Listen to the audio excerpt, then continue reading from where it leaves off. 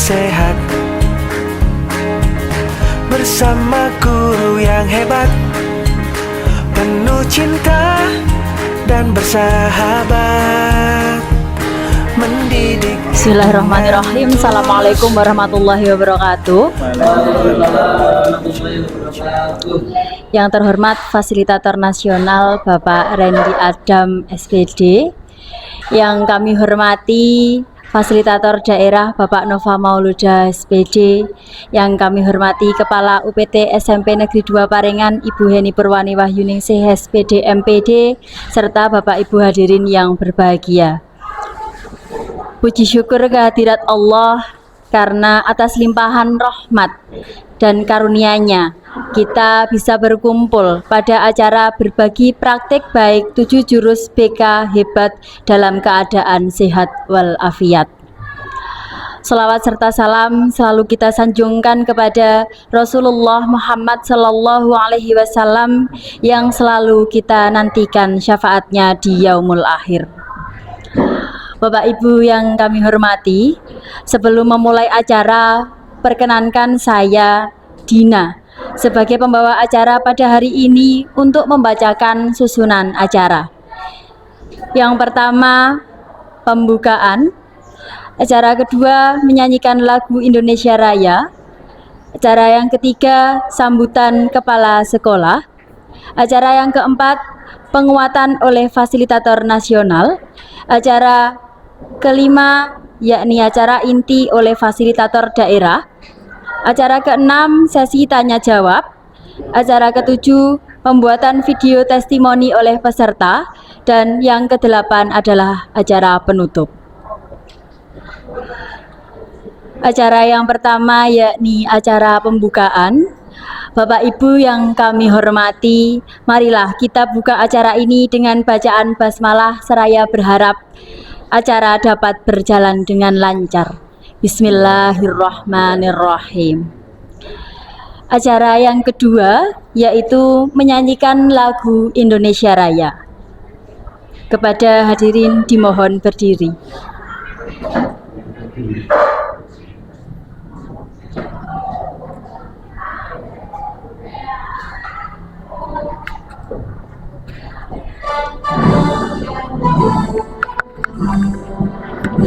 Indonesia tanah airku, tanah tumpah darahku.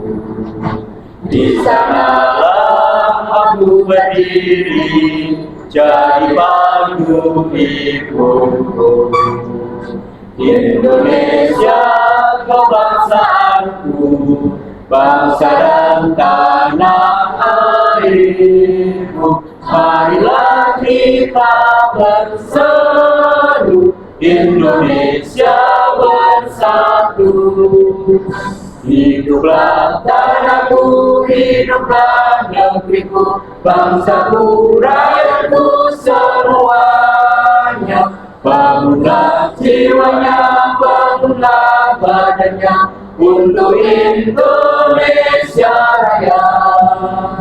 Indonesia Raya, merdeka, merdeka, tanahku, negeriku yang ku cinta. Indonesia Raya, merdeka, merdeka, hiduplah Indonesia Raya.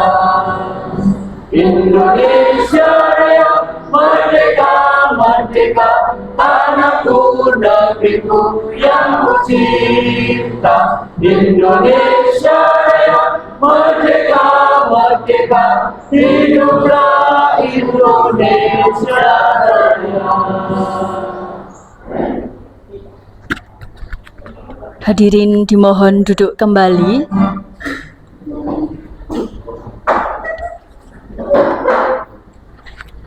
Acara yang ketiga yaitu sambutan Kepala UPT SMP Negeri 2 Parengan.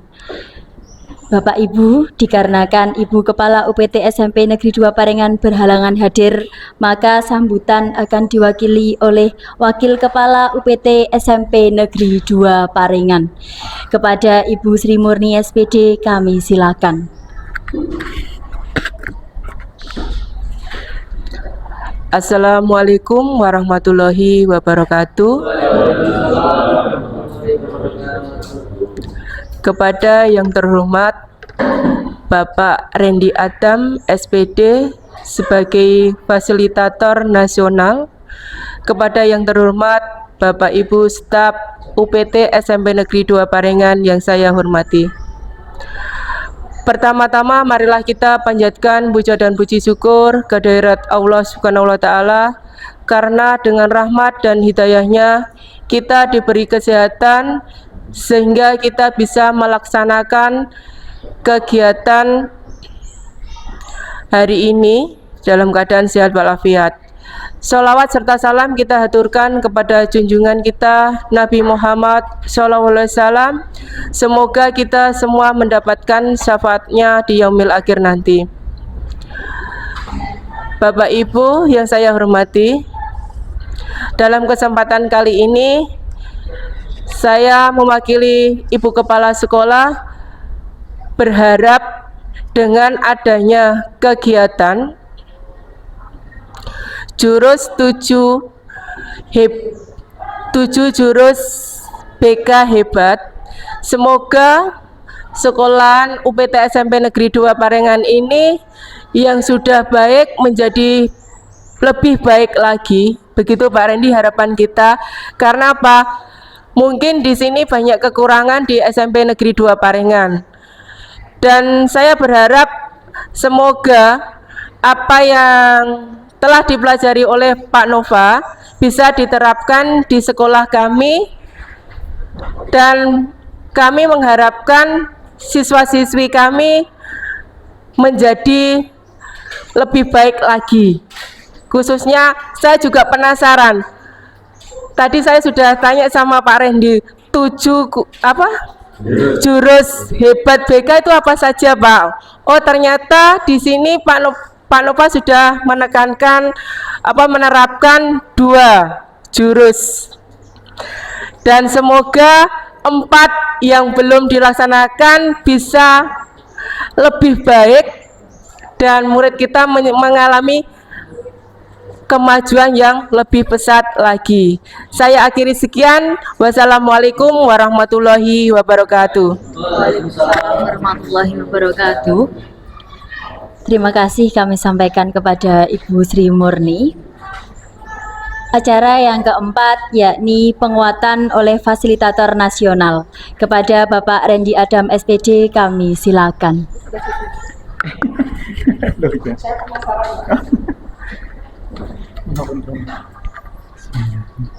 Assalamualaikum warahmatullahi wabarakatuh. Mohon izin Bapak Ibu, saya turun gitu, kok enggak enak di atas sendiri. Yang terhormat Kepala UPT SMP Negeri 2 Parengan yang kali ini diwakili oleh Wakil Kepala Sekolah Bu Sri Murni SPD. Yang saya hormati seluruh Bapak Ibu yang berkenan hadir dalam kegiatan berbagi praktik baik implementasi 7 jurus BK hebat yang akan disampaikan oleh calon fasilitator daerah dari UPT SMP Negeri 2 Parengan, Bapak Nova Mauluda SPD. Bapak Ibu yang saya hormati, yang pertama saya mengucapkan terima kasih yang sebesar-besarnya atas sambutan yang diberikan, atas berkenannya kesempatan yang diberikan kepada saya untuk mendampingi pelaksanaan kegiatan berbagi praktik baik pada hari ini. Nanti Bapak Ibu dalam kegiatan berbagi praktik baik ini, Pak Nova selaku calon fasilitator daerah akan berbagi 2 jurus yang telah diimplementasikan. Jadi kita akan bersama-sama sharing berbagi apa yang telah diimplementasikan oleh Pak Nova untuk menjadi bahan kita dalam melaksanakan tugas di UPT SMP Negeri 2 Parengan ini, sehingga visi, misi maupun tujuan sekolah yang dicanangkan bisa tercapai dan ikut andil dalam mewujudkan visi, misi serta tujuan sekolah tersebut. Yang kedua Bapak Ibu, jika hari ini Pak Nova baru menyampaikan 2 jurus yang telah diimplementasikan, monggo di lain kesempatan bisa diteruskan 5 jurus yang lainnya. Kenapa kok tidak 7 jurus Bapak Ibu? Karena waktu yang diberikan adalah 1 bulan untuk implementasi, sehingga tidak mencukupi apabila ke-7 jurus. Dari 7 jurus itu Bapak Ibu, 5 jurus berkaitan dengan siswa dan 2 jurus berkaitan dengan sistem sekolah ini, termasuk kolaborasi dengan komite, orang tua, pengawas, masyarakat, dan juga tentang manajerial sistem sekolah ini. Jadi jurus BK Hebat itu tidak hanya berkaitan dengan siswa, tapi juga tentang bagaimana manajemen pelaksanaan program sekolah. Bapak Ibu, saya mohon maaf apabila nanti dalam pendampingan ada kata-kata yang kurang berkenan, ada salah kata yang tidak saya sengaja. Semoga Bapak Ibu bisa memberikan kelapangan maaf bagi saya, dan itu yang bisa saya sampaikan. Saya cukupkan. Wassalamualaikum warahmatullahi wabarakatuh.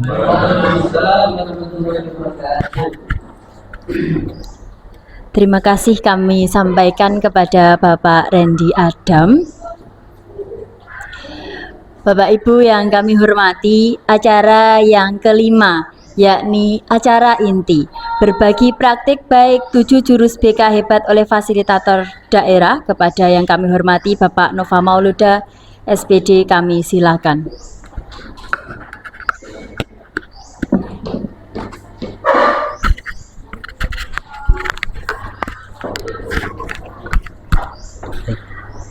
Baik Bapak Ibu sekalian, terima kasih kesempatannya. Yang kami hormati Pak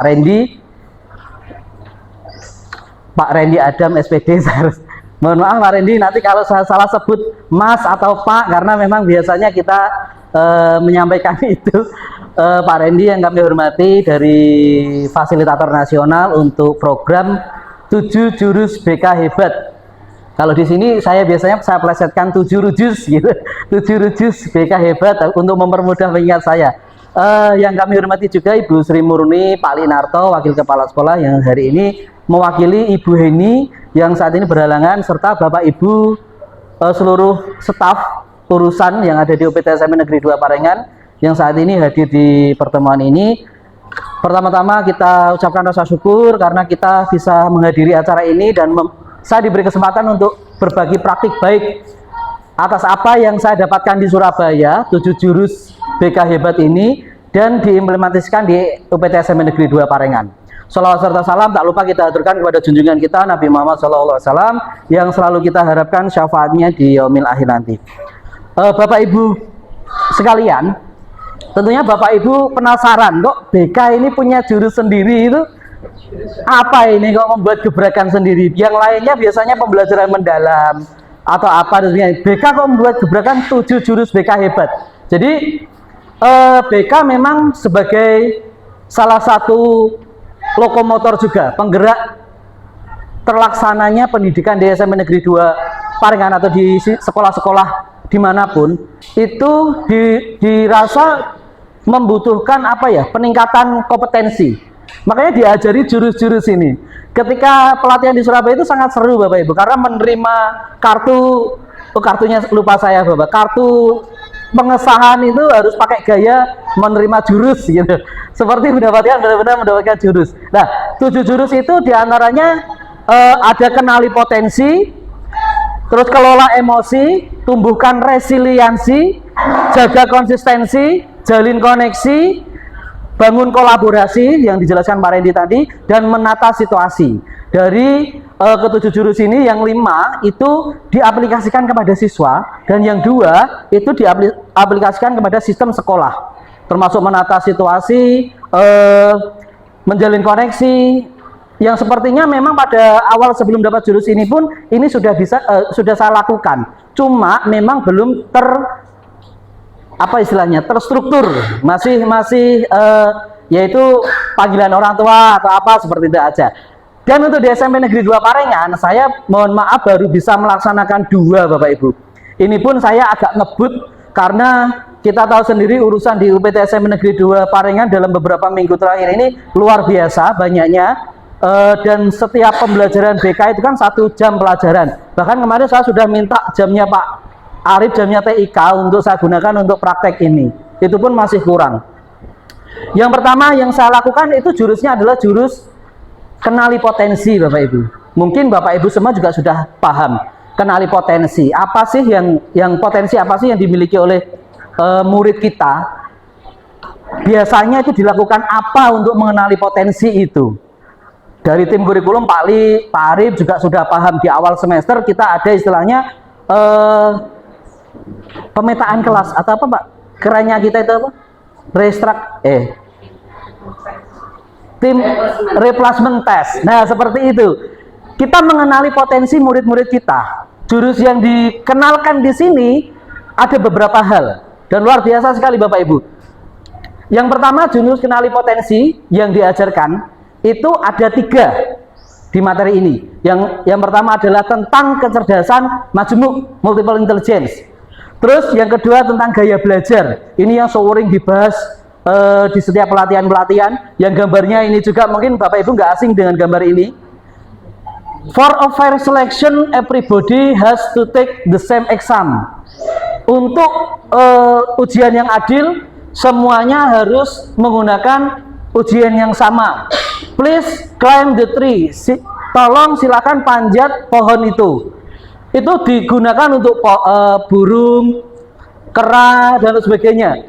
Ikan bahkan itu untuk menggambarkan kondisi kelas kita yang majemuk, tapi dengan satu ujian yang sama. Begitu Bapak Ibu.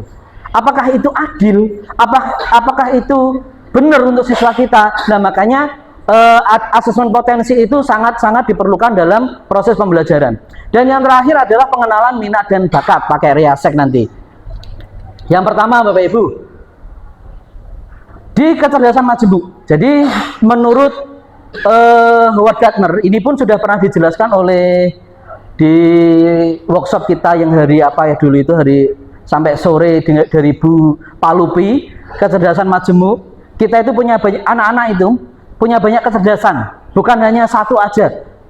Kalau digambarkan tadi manjat terus enggak. Jadi ada kecerdasan visual spasial, ada kecerdasan verbal linguistik, ada kecerdasan interpersonal, ada kecerdasan intrapersonal, intra dari dalam diri, dan kecerdasan kinestetik. Ini biasanya guru olahraga ini yang punya kecerdasan kinestetik. Terus kecerdasan naturalis, suka pada tanaman-tanaman, suka pada makhluk hidup. Ya, kalau kita jelas suka pada makhluk hidup ya. Pasangan kita kan makhluk hidup. Terus ada cerdas logis matematis. Nah, ini Pak Pas ini. Guru matematika, cerdas matematis. Pemecahan masalahnya jago, kesiswaan. Cerdas musikal, Pak Pas juga. Guru matematika tapi ngajarnya seni budaya. Berarti Pak Pas punya 2 hal ini. Ini yang masuk kategori kecerdasan majemuk Bapak Ibu. Dan yang kedua, gaya belajar tadi Bapak Ibu, yang sering juga kita bahas. Gaya belajar ada 3 Bapak Ibu. Tujuan kita mengetahui gaya belajar tentunya sebenarnya untuk mempermudah murid-murid kita itu menyesuaikan proses belajarnya seperti apa. Yang cocok untuk murid itu seperti apa. Nah, guru harus mengetahui hal itu Bapak Ibu, karena media rencana pembelajaran kita, atau kalau zaman sekarang yang pakai pembelajaran mendalam, perencanaan pembelajaran PPM kita itu harus menyesuaikan dengan karakteristik murid kita. Gaya belajarnya seperti apa? Ada 3 gaya belajar. Yang pertama, gaya belajar visual. Gaya belajar visual berarti kaitannya dengan penglihatan. Berarti anak ini sukanya seperti apa? Dia bisa menerima informasi dengan mudah kalau itu melihat ada gambar-gambarnya, melihat video, diterangkan video jelas gitu. Dia harus fokus pada visualnya untuk menerima informasi. Strategi pembelajarannya apa yang efektif? Bisa menggunakan peta konsep, video, infografis dan sebagainya. Bapak Ibu tentu lebih paham. Terus yang kedua, gaya belajar auditori. Auditori di sini gambarnya mendengarkan, indera pendengaran. Anak dengan gaya belajar auditori itu biasanya matanya itu memang nggak fokus di papan Bapak Ibu, tapi telinganya berfokus pada apa yang disampaikan. Anak seperti ini lebih senang mendengar penjelasan. Anak seperti ini lebih mudah menerima informasi dengan mendengar suara guru. Dengan mendengar lagu, sambil mendengar lagu, telinganya dibuat nyaman, dia belajar bisa lebih tenang. Gaya belajarnya bisa dengan diskusi, tanya jawab, pakai rekaman suara. Makanya mengirim tugas itu sebenarnya bisa pakai macam-macam media. Itu salah satunya untuk mengakomodir gaya belajar auditori ini. Dan yang terakhir, gaya belajar kinestetik. Gaya belajar kinestetik, anaknya ini biasanya nggak bisa diem Bapak Ibu. anak-anak kita yang kemarin, nanti saya jelaskan. Gaya belajar kinestetik itu sukanya itu harus tetap praktek itu dengan coba layar ke depan, jalan gitu, semangat seperti yang pernah Mbak Budina lakukan kemarin. Itu anak-anak gaya kinestetik itu senang dengan gaya belajar seperti itu. Kalau duduk, dia akan diam itu aja, disuruh ketemu guru harus duduk sendeku gitu, ya dia nggak betah.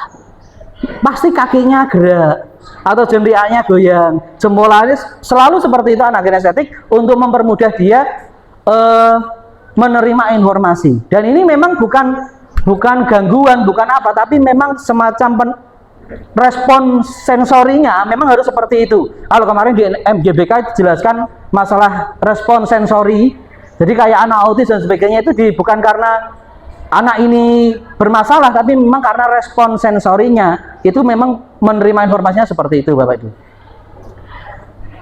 Dan di proses menggali potensi yang ketiga itu kita pakai tes karir dari John Holland. Ini pakai namanya tesnya RIA-SEH. Tes ini terdiri dari beberapa pertanyaan-pertanyaan untuk menggali potensi minat karir peserta didik. Potensi minat karir peserta didik itu macam-macam. Jadi kalau kita model guru ini sudah ada tipenya. Model guru tapi bisa dadani mobil, diesel, sama ngarahnya ke Pak Budi. Karena yang Pak Budi itu juga ada tipenya. Nah, yang pertama itu realistik Bapak Ibu. Seperti ini yang saya ceritakan tadi. Mekanik, tukang listrik, atau teknisi, petani itu masuk gaya jenis minat karirnya di realistik, atau di sini disingkat R. RIA-SEH itu yang pertama realistik. Biasanya sukaan kerjanya itu di bidang apa? Berhubungan dengan mesin, berhubungan dengan kegiatan fisik pokoknya. Angen-angen tok enggak mau, harus bekerjanya kalau memang ya semacam praktek gitu, realistik. Yang kedua, investigatif. Ini contohnya semacam dokter, dia itu mengerti nek ceritane wingi mual-mual terus badannya panas, oh gajinya habis. Misal gitu. Itu dokter, itu semacam investigatif, itu dokter yang menganalisa apa yang guru BK itu juga masuk ke sini, psikolog. Itu tipenya menginvestigasi. Terus yang ketiga artistik, ini jelas pas sudah nggak bisa ditolak, guru SBK. Suka musik, suka mendesain, guru SBK soalnya. Kreatif, tembok yang nggak ada yang kosong dicat dan sebagainya. Sosial, ini untuk Bapak Ibu guru semua, kegiatan sosial. Suka relawan dan sebagainya, cocoknya di karir-karir yang berkaitan dengan dunia sosial. Terus E-nya enterprising, ini untuk orang-orang yang pengusaha, politikus, manajer, marketing, pengacara dan lain sebagainya itu. Saatnya jam 5 dibuka. Yes, Bang.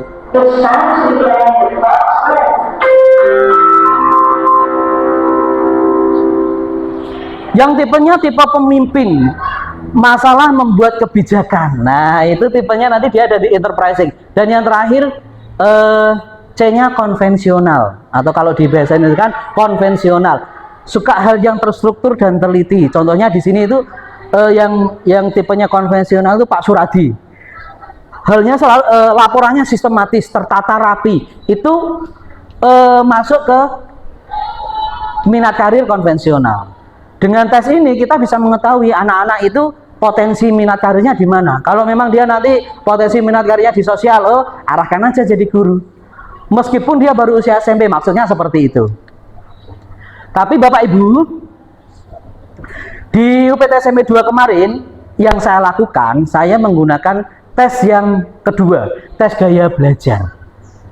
Alasan saya memilih ini Bapak Ibu, yang jelas sekolah kita sering dilirik sama wartawan kalau urusan biaya ada tes apa itu kan pakai biaya. Ini tes gaya belajarnya free, gratis.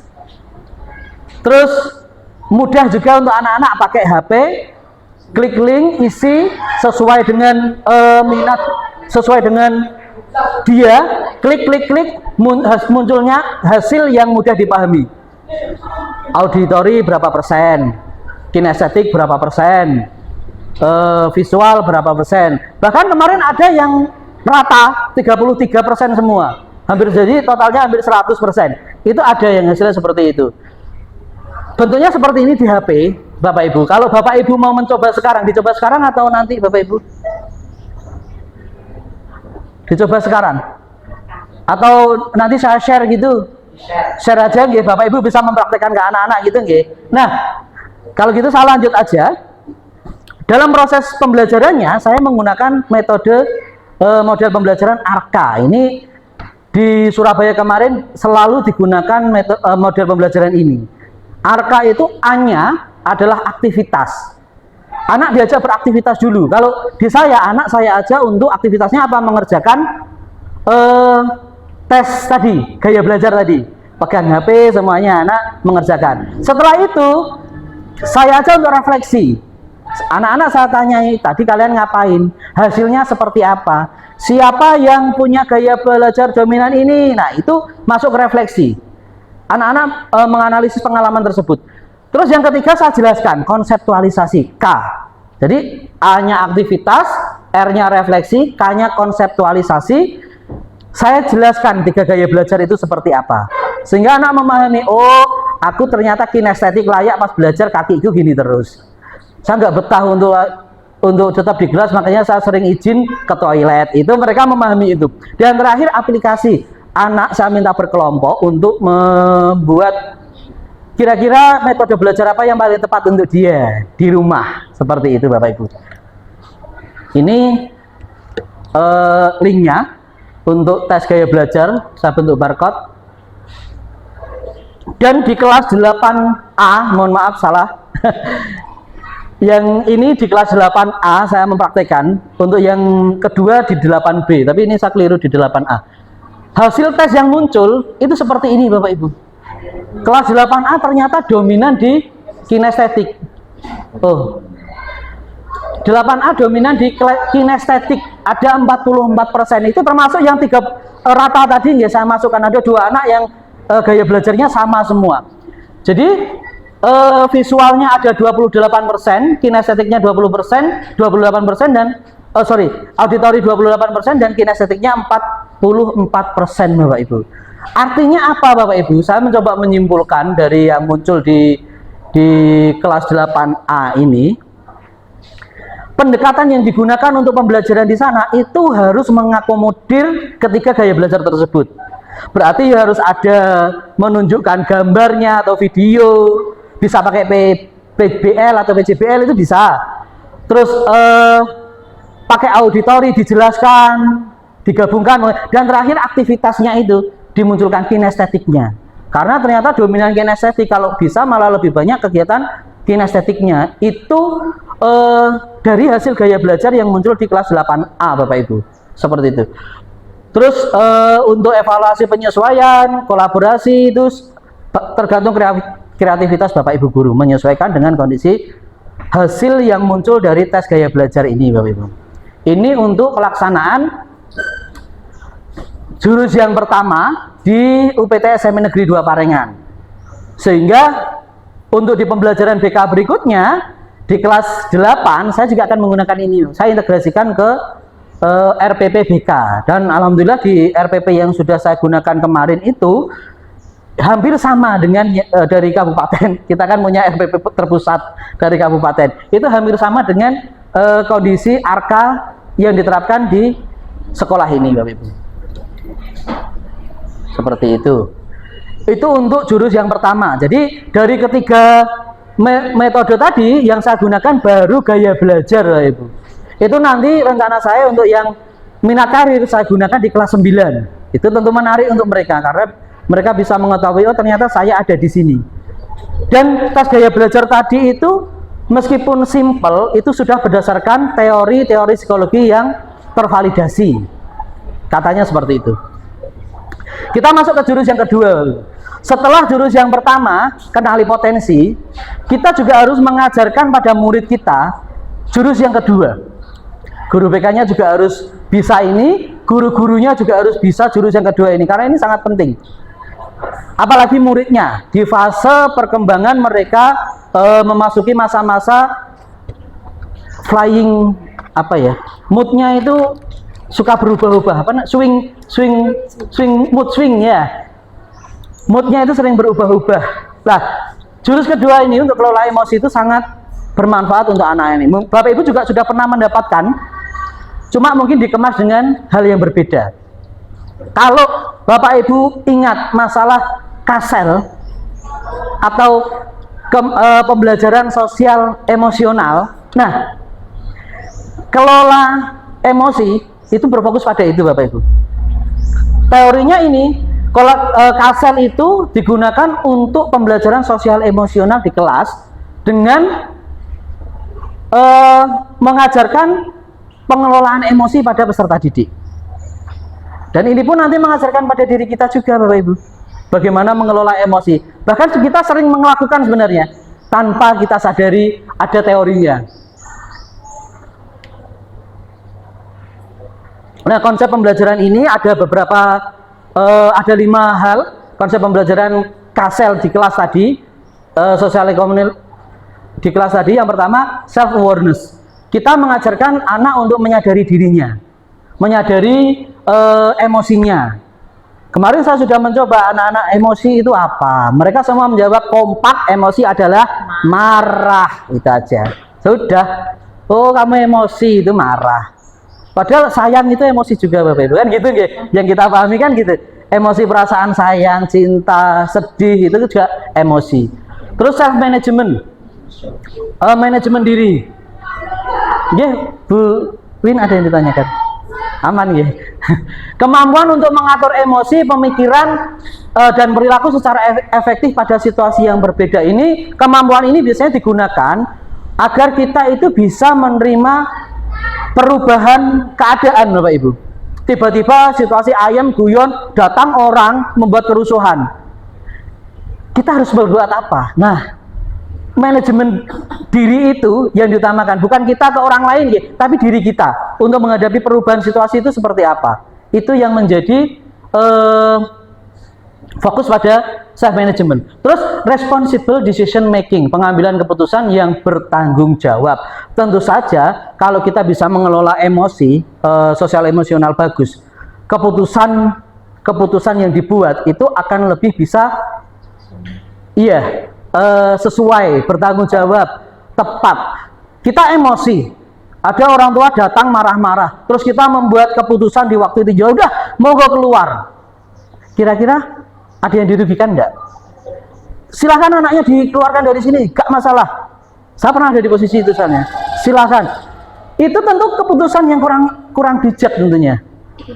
Karena tiba-tiba saya didatangi orang tua, terus ada perubahan situasi, emosi saya ikut meningkat, saya tidak bisa berpikir jernih, ya wes monggo wong anak-anakmu.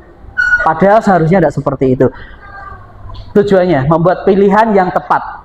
Terus social awareness, selain pada diri sendiri, kita anak-anak itu kan ada di lingkungan sosial, kita juga ada di lingkungan sosial. Bagaimana mengajarkan perspektif yang berbeda atau berempati terhadap kondisi individu yang berbeda-beda.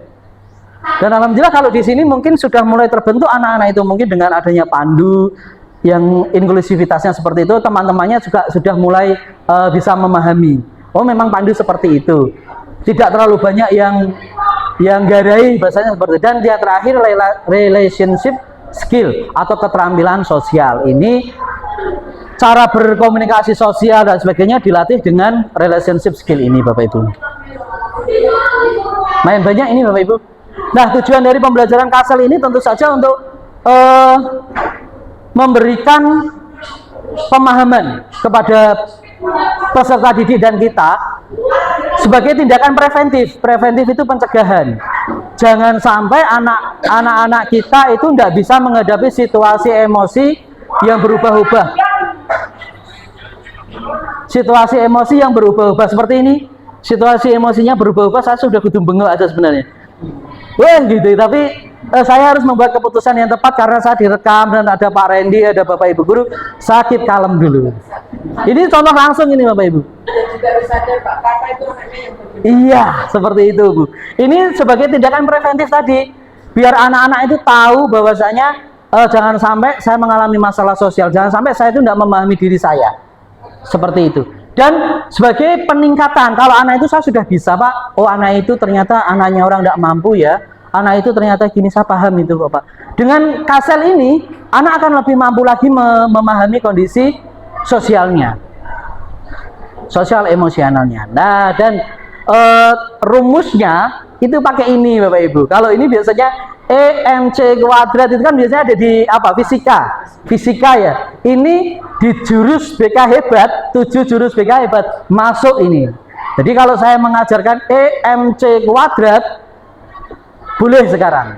Tapi bukan teori relativitasnya Einstein, bukan. Ini teori emosional sosial. Berbasis empati, M-nya mindfulness, C-nya yang pertama compassion, dan C yang kedua critical injury atau disingkat EMC kuadrat. Ini kuadrat Bapak Ibu, EMC 2. Saya tidak bisa nulis kecil. Ada kesalahan, tidak apa-apa, mohon dimaklumi, tapi gambarnya EMC kuadrat gitu. Untuk maksudnya seperti apa? Empati seperti yang masih berkaitan dengan yang pertama tadi. Anak-anak diajarkan bagaimana untuk kemampuan berempati itu perlu. Dengan metodenya seperti ini, empati secara kognitif, memahami perasaan yang dimiliki oleh orang lain, terus empati secara emosi, memahami perasaan dan yang dirasakan oleh orang lain, merasakan apa yang dirasakan oleh orang lain, dan empati secara perilaku. Gak hanya omong tok, aku ngesakno cah, ini Pak Arif biasanya aku sakno cah, ibu kayak kok sedih didekati. Seperti itu mungkin, itu bentuk empati secara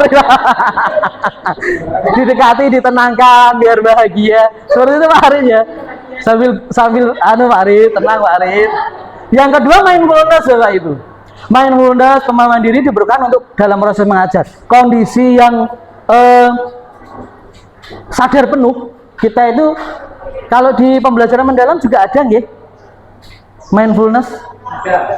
Kesadaran penuh, kita itu butuh belajar, kita itu butuh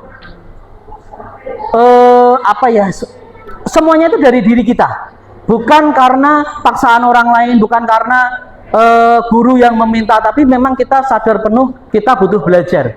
Caranya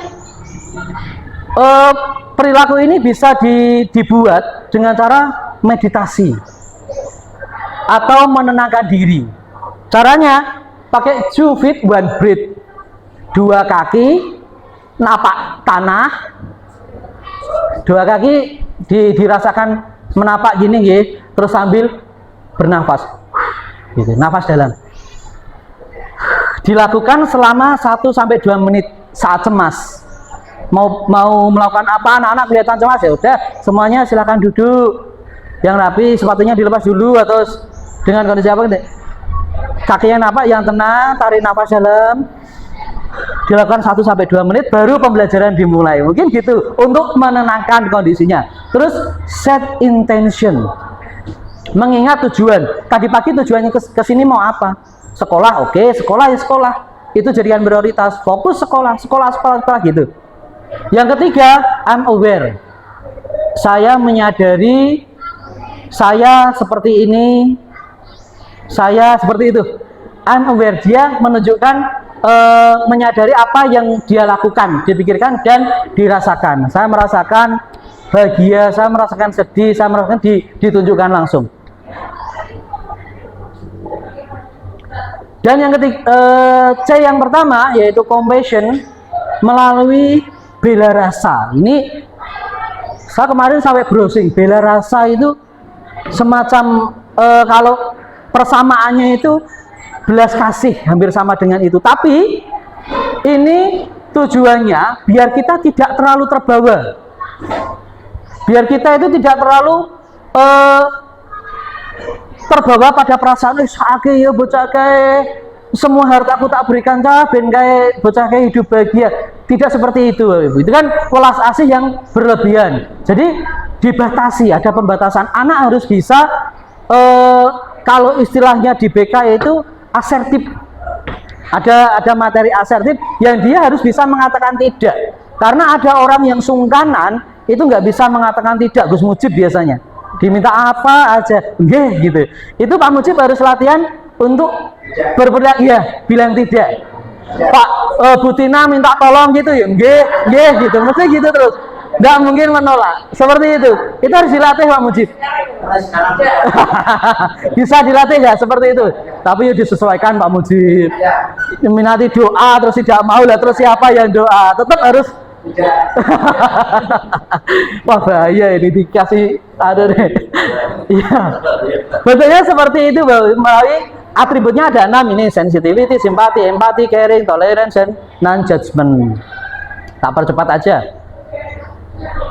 Yang terakhir critical inquiry ini kemampuan berpikir anak, bertanya anak mendalam, gak hanya sekedar oh ya kipas itu nyala listrik karena ada listrik gitu, tapi dicari tahu benar-benar kenapa kok bisa berputar, itu di dalamnya ada apa. Itu proses berpikir mendalam, HOST, high order thinking skill, itu masuk di sini. Bisa bentuknya seperti ini: observasi, analisis, interpretasi, evaluasi, dan inferensi. Saya percepat lagi. Nah, untuk memahami diri, kita dikenalkan dengan peta emosi, Bapak Ibu. Anak yang saya jelaskan tadi, emosi itu apa? Marah. Itu karena mereka belum tahu ini kemarin itu. Terus saya tunjukkan emosi itu seperti apa aja. Baru muncullah, oh ternyata sarang hiu itu juga bentuk emosi. Melo itu juga bentuk emosi. Mereka baru tahu. Suka itu bentuk emosi. Tapi jangan sampai anak itu salah mengungkapkan emosi. Kalau saya ngasih contoh itu, kalau ada orang yang meninggal tiba-tiba kamu tertawa bahagia, itu kan keluarganya meninggal dia tertawa bahagia, kayaknya kurang tepat. Nah gitu, kemarin saya ungkapkan seperti itu. Jadi kita tunjukkan peta emosi ini. Ada tender, excited, happy, sad, angry, dan scared. Dengan kita mengetahui emosi saat ini, itu semacam kita nanti akan tahu, oh kalau saya marah berarti saya harus menenangkan diri gitu loh. Hari ini saya kok bawahnya suntuk gitu, kenapa ya? Kadang ini nggak pernah merasa. Sertifikasi sudah cair. Misal, ada yang belum sertifikasi. Oh iya Pak Mujib, ini gak gelem nah tambahan ini. Wah, tambah sertifikasi. Tambah gak gelem apa-apa ini sertifikasi sudah cair. Tugas beres semua, tapi tiba-tiba hati sumpek. Itu kan pernah kita rasakan gitu. Atau di situasi apa-apa tiba-tiba kita itu sumpek gitu aja, kok gak enak semua. Itu kenapa? Lah, karena kita belum mengetahui peta emosi ini. Kita itu ada di mana? Oh, ternyata tadi itu saya sedih karena saya setelah melihat ada anak di jalan jualan koran. Penyebabnya itu, saya harus menyelesaikan masalah itu. Sedih saya itu harus saya obati dengan cara apa? Dikunjungi anak itu, mungkin korannya dibeli, itu menenangkan.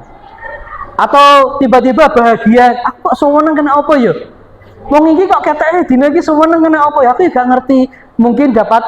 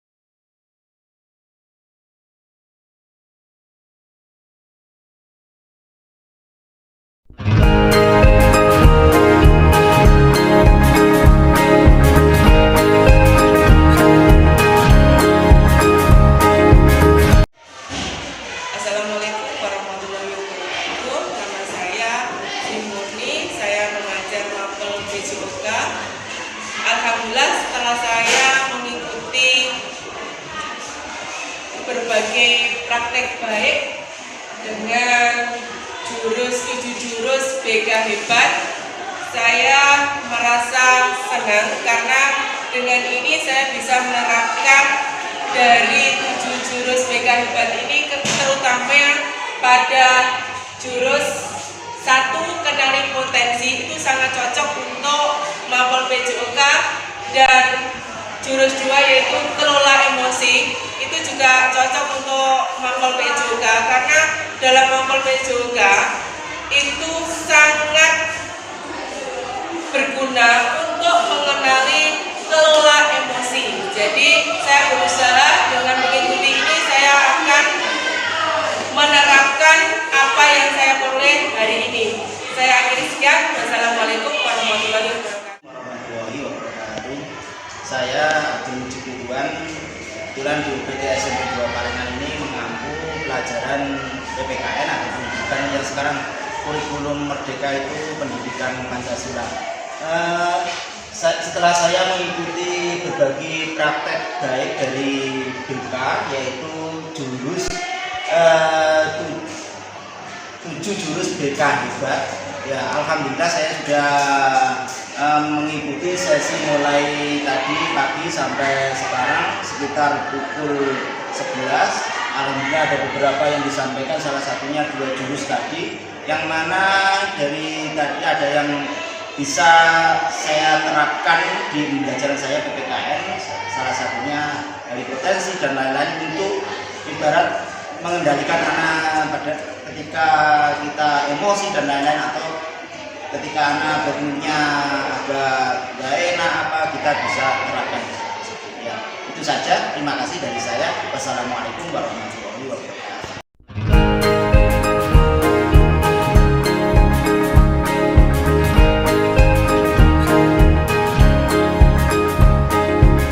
Murid mandiri dan kuat, tumbuh di lingkungan sehat, bersama guru yang hebat, penuh cinta dan bersahabat, mendidik dengan tulus.